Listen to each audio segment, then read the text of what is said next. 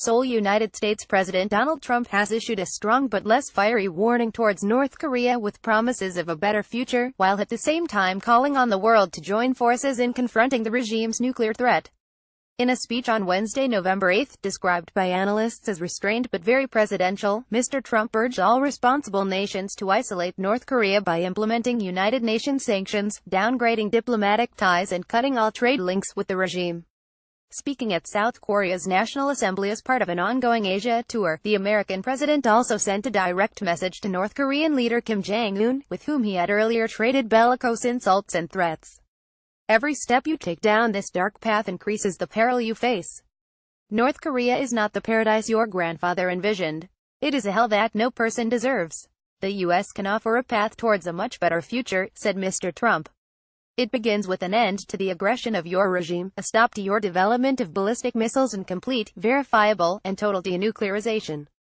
North Korea's nuclear crisis has dominated Mr. Trump's 12-day Asia tour that has so far taken him to Japan, South Korea and China. Pyongyang, which has refrained from provocations since its last missile test on September 15, has ruled out talks and vowed to continue boosting its nuclear prowess. The state-owned Rodong Sinmun newspaper condemned Mr. Trump's visit to South Korea in a commentary yesterday, accusing him of strengthening military threats and trying to light the fuse for a nuclear war. Mr. Trump did not delve into details of how North Korea can choose the better path. But he made it clear that although the U.S. seeks a peaceful resolution, it will not hesitate to assert its military might if need be. The regime has interpreted America's past restraint as weakness. This would be a fatal miscalculation. Do not underestimate us, and do not try us.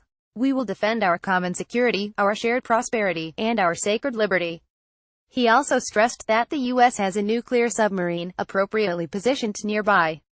3 U.S. aircraft carrier strike groups are slated for a joint exercise in a rare show of force in days ahead. I want peace through strength, he added. Analysts said Mr. Trump's speech, which ended with a standing ovation, was firm yet measured, as he sought to assuage South Korean fears of a looming war if the U.S. were to pursue unilateral military action. The U.S. leader devoted a large part of his speech to hailing the post-war achievements of the South while slamming the North's cult-like rule and human rights abuses.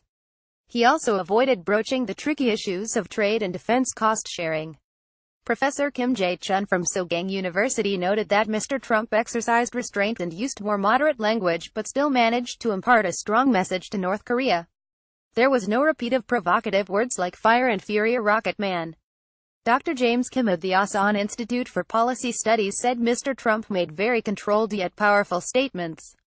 He looked very presidential today. He emphasized the important point of peace through strength. Other analysts, however, felt Mr. Trump did not offer any tangible solution to the nuclear stalemate. Dr. Sumi Terry, senior fellow at Center for Strategic and International Studies, felt Mr. Trump said all the right things but there was nothing really new. Agreeing, Dr. Balbina Wong, visiting professor at Georgetown University, said there was nothing Kim Jong-un has not heard before, and it doesn't change anything.